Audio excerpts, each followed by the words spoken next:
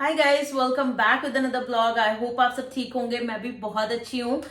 आप सबको पता है कि कनाडा आके पीआर लेना हम सबका मेन सपना जो होता है वो होता है। कनाडा आना तो चलो वो सपना पूरा हो गया, वीजा मिल गया।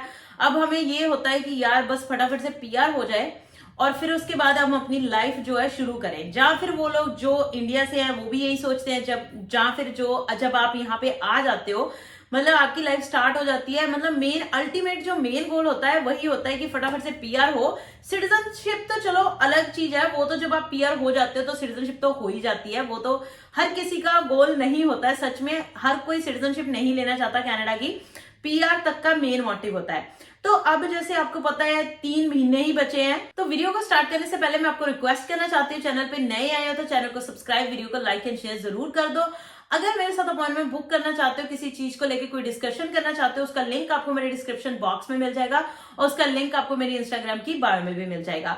अब जो मेन बात आती है, सबसे पहले 2-3 तरीके से ही हम इंडिया से या किसी भी कंट्री से कनाडा आते हैं। एक तो स्टूडेंट वीजा हो गया, विजिटर वीजा हो गया, वर्क परमिट हो गया जो कि एलएमआई होती है, और जहां फिर आता है लास्ट में हमारा डायरेक्ट पीआर। डायरेक्ट पीआर वालों को तो ये वीडियो देखने की जरूरत ही नहीं है क्योंकि वो ऑलरेडी पीआर लेके आ रहे हैं। मेनली मैं आज बात करूंगी स्टूडेंट वीजा वालों के लिए, क्योंकि आपको पता है ज्यादातर कगार जो आती है वो आती है स्टूडेंट वीजा वालों की, राइट। तो स्टूडेंट वीजा पे जब आ जाते हो, वीजा तो लग गया, आप यहाँ भी आ गए। अब मेन पहले तो वीजा लेने से पहले ही आपको ये चीजें बहुत ध्यान रखनी चाहिए जो चीजें मैं आपको बताने वाली हूँ। सबसे पहला स्टेप, कई लोग आते हैं जिन्होंने बैचलर्स करी होती है, वो कई लोग जो है अपना 1 साल का कोर्स लेके आते हैं इंडिया से या किसी भी कंट्री से, राइट। उनको लगता है कि यार मैंने 2 साल का कोर्स क्या करूंगा, मैं 1 ही साल का कोर्स लेके जाऊंगा, फिर वहां पे जाके बाद में पीआर ले लेते हैं। 2-3 चीजें बहुत इंपॉर्टेंट बताऊंगी, वीडियो का अंत तक जरूर देखिएगा।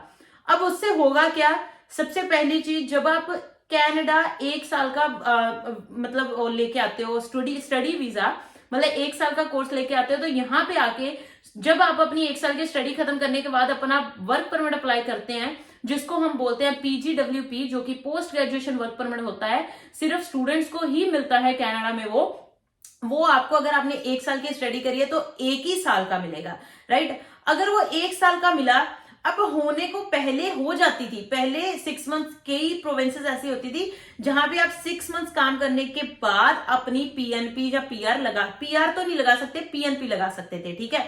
तो उसमें हो जाता था कई बार।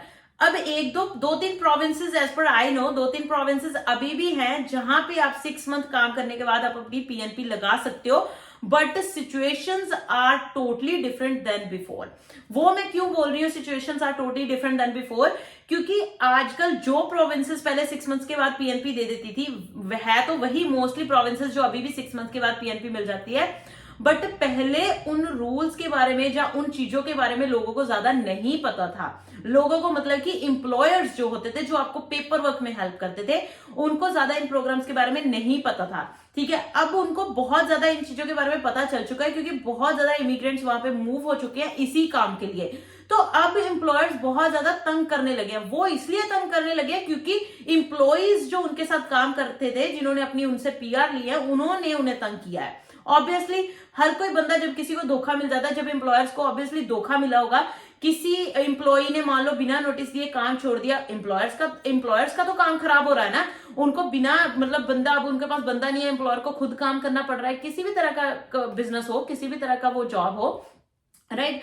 अब उस वजह से एम्प्लॉयर्स वो बहुत ज्यादा, मतलब इस चीज में अटेंशन पे करते हैं। जहां तो वो आपको बोलेंगे कि ओके आप मेरे साथ 6 मंथ काम करोगे या 7 मंथ काम करोगे तभी मैं आपको पेपर वर्क दूंगा, तब तक आपको पता ही नहीं है कि आपको पेपर मिलेंगे या नहीं मिलेंगे। अगर मान लो बीच में एम्प्लॉयर ने, किसी ने मना कर दिया कि ओके मेरे पास अभी जॉब नहीं है, अब 3-4 महीने आपने खराब कर दिए वहां पे, उसके बाद आपको जॉब नहीं मिली, फिर आपका वर्क परमिट तो 1 ही साल का था, राइट। तो बेसिकली कहने का मतलब है कि बहुत सारी दिक्कत आजकल के टाइम पे, अगर आप 2024 में सोच रहे हो ना कि फटाफट से पीआर हो जाए, तो बहुत मुश्किल होने वाला है अगर आपके पास सिर्फ 1 साल का वर्क परमिट है। तो इसीलिए आई ऑलवेज सजेस्ट, ये मैंने इसीलिए बोला कि आपको वीजा लेने से, स्टूडेंट वीजा लेने से भी पहले ये चीज कंसिडर करनी है कि आप 2 साल का ही अपना स्टडी कोर्स लो, ताकि आपको जो 2 साल का कोर्स होगा तो 3 साल का वर्क परमिट मिल जाएगा। 3 साल में पीआर लेना इजी नहीं बोलूंगी, बट बहुत ज्यादा रिलायबल है, ठीक है। हो सकती है, 110% हो सकती है अगर कोई बंदा पहले से ही प्रिपेयर रहे। अभी किसी के साथ मेरी अपॉइंटमेंट थी थोड़े दिन पहले, मेरे को इतनी ज्यादा खुशी हुई, अगर वो मेरी वीडियो देख रहे होंगे सच में उनको पता चल जाएगा। उनकी मदर ने एक्चुअली, मैं नाम भी बोल देती हूँ, वैसे मुझे लगता नहीं उनको कोई दिक्कत होगी, आर्यन नाम था उनका। उनकी मदर ने उनको बोला था कि नेहा से बात करो। मेरे को बहुत सच में खुशी होती है यार, बच्चों के पेरेंट्स तक मेरी वीडियोस देखते हैं और उनके पेरेंट्स उनको भेजते हैं कि आप इनसे बात करो अपनी पीआर के लिए या पीएनपी के लिए या किसी भी चीज के लिए, राइट। और जो मेन अच्छी चीज थी वो ये थी कि उनकी अभी तक स्टडी भी खत्म नहीं हुई है। इसे बोलते हैं वेल प्रेपरेशन।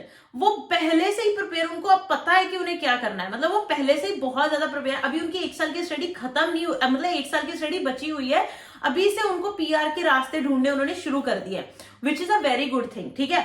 तो आप जितनी पहले वेल प्रिपेयर रहोगे, आपको चीजों का जितनी पहले पता होगा, उतना आपके लिए सही रहेगा। पहला तो मेक श्योर कि आप 2 साल का कोर्स लेके आओ ताकि 3 साल का वर्क परमिट मिल जाए। अगर मान लो 1 साल का लेके आते हो तो मेक श्योर कि आप 1 साल का और कोर्स करो, फिर जाके 2 साल का वर्क परमिट लो, ठीक है। तब जाके 3 साल का वर्क परमिट मिल जाएगा अगर 2 साल की स्टडी करोगे। अब होता क्या है, कई लोगों का ये भी क्वेश्चन होता है कि क्या जो वर्क परमिट है वो एक्सटेंड हो जाता है बाद में। बहुत सारे लोगों से जैसे मेरी बात होती है तो वो यही क्वेश्चन पूछते हैं कि मैं वर्क परमिट एक्सटेंड करा लूंगा। भाई जो आपका पीजीडब्ल्यूपी होता है, जिसको हम पोस्ट ग्रेजुएशन वर्क परमिट बोलते हैं, जो आपको स्टडी खत्म करने के बाद स्टूडेंट्स को मिलता है, वो once in a lifetime होता है, वो कभी भी एक्सटेंड नहीं होता। अब आप लोग बोलोगे कि अभी तो हो रहा था, एक्सटेंशन मिल रही थी, वो मतलब एक्सेप्शनल केस थे यार। वो कोविड के टाइम पे शुरू हुआ था, एक्सेप्शनल केस थे, क्योंकि लोगों के जो स्टूडेंट्स थे ऑब्वियसली वर्क परमिट पे उनको काम करना पड़ता है in order for them to get a PR, right. Work experience gain करना पड़ता है। अब गवर्नमेंट ने बोला कि कोविड के टाइम पे उनको काम ही नहीं मिल रहे थे तो वर्क परमिट तो उनके वेस्ट हुए हैं, इसीलिए गवर्नमेंट ने उनकी हेल्प करने के लिए उनको ऑप्शन दी थी। अब दोबारा से, मतलब इस साल दोबारा से ऑप्शन मिल गई। इसका मतलब ये नहीं है कि आपको हर साल आने वाले 3-4 सालों में ऑप्शन मिलती ही रहेगी एक्सटेंशन की, ठीक है। वो एक एक्सेप्शनल केस था जिसमें मिल गई, ठीक है। आपको हो सकता है ना मिले, तो उस चीज पे निर्भर होकर मत रहिए। हमेशा कोशिश कीजिए कि 2 साल का कोर्स कीजिए ताकि आपको 3 साल का वर्क परमिट मिल जाए, ठीक है।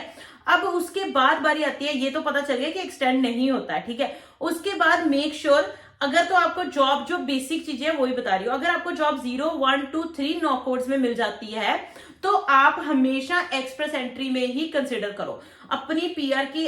जैसे ही आपका एक्सपीरियंस 1 साल का खत्म होता है, डज नॉट मैटर आप कौन सी प्रोविंस में हो, आप अपनी एक्सप्रेस एंट्री की प्रोफाइल क्रिएट कर लो। स्कोर्स का कुछ पता नहीं होता है, कब नीचे चले जाए कब नहीं, आपको हमेशा एक्सप्रेस एंट्री की प्रोफाइल क्रिएट करनी ही करनी है। उसके बाद अगर आपको लगता है, मान लो अगर आप ओंटारियो में भी हो, ठीक है, ओंटारियो में बहुत सारी पीआर की ऑप्शंस कम होती हैं, ठीक है। अगर आप ओंटारियो में भी हो, अगर आपको लगता है कि आपका काम नहीं होने वाला यहाँ पे, तो 1 साल आपने ऑलरेडी यहाँ पे स्पेंड कर दिया है अपना एक्सपीरियंस लेने के लिए, तो अपना अब और ज्यादा टाइम वेस्ट मत कीजिए प्लीज। 2 साल बहुत कम टाइम बच जाता है अगर कहीं सी और प्रोविंस में आप पीएनपी लेके पीआर लेने का सोच रहे हो। अब जैसे ही आपका 1 साल खत्म हुआ है, एक्सप्रेस एंट्री की प्रोफाइल क्रिएट करी, 1-2 ड्रॉ की वेट करो, ऑब्वियसली हो सकता है ड्रॉ नीचे जाए, 3-4 ड्रॉ की भी वेट कर लो, नो दिक्कत, क्योंकि एवरी 2 वीक्स आता है। 2-3 महीने अगर वेट कर लोगे कुछ नहीं बिगड़ेगा, बट 2-3 महीने से ज्यादा अगर वेट करी फिर आपका काम खराब होना शुरू हो जाएगा।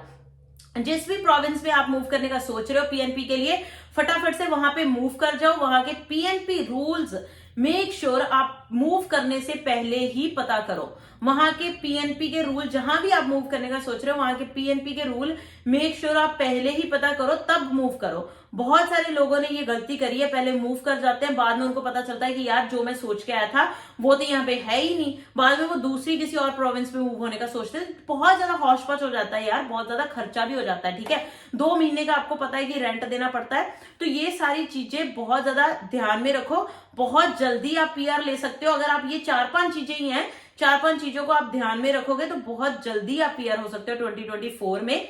तो that's all for today, thank you so much guys for watching this video. I hope मैंने कुछ चीजें जो कवर करने की कोशिश करी है आपको समझ आ गई होंगी। कुछ चीजें अगर समझ में आई है, वीडियो वैल्यूएबल लगी है, तो वीडियो को लाइक एंड शेयर जरूर कर देना। चैनल पे नए आए हैं तो सब्सक्राइब किए बिना मत जाइएगा। बाय बाय, टेक केयर, मिलते हैं अगले ब्लॉग में अगली वीडियो के साथ। Bye bye.